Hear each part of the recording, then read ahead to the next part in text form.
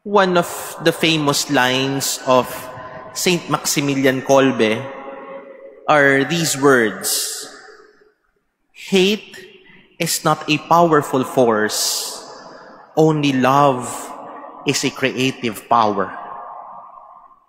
Hate is not a powerful force, only love is a creative power.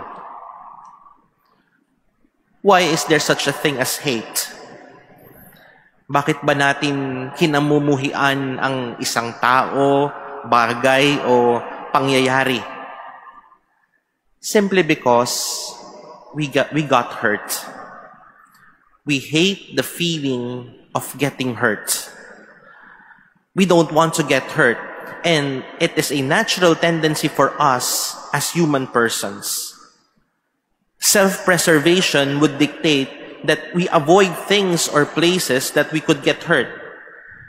And when we are emotionally hurt, we also shun away people who have hurt or may hurt us. Kaya, kinamumuhian natin yung isang tao kasi nasaktan nila tayo. Kinamumuhian natin yung isang pangyayari kasi hindi maganda yung karanasan natin. Kaya anong nangyayari?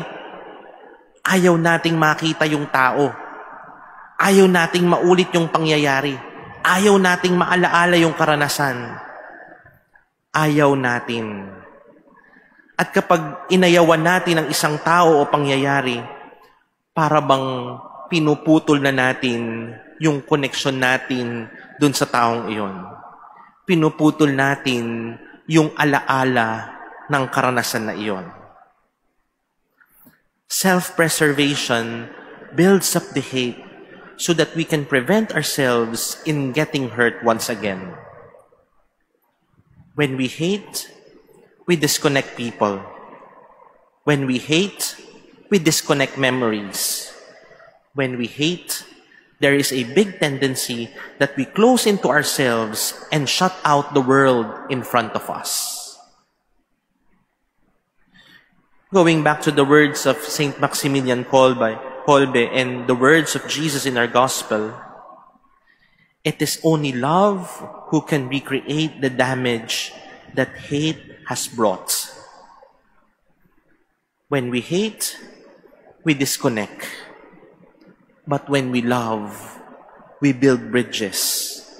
We reconstruct harmony.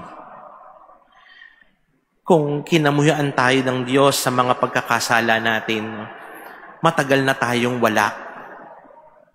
Pero hindi ganun ang Diyos. Dahil patuloy niya tayong pinapanibago ng kanyang pagmamahal. God did not hate us because of our sins, but He allows His love to renew and recreate us. Do we hate someone because they have done something to us?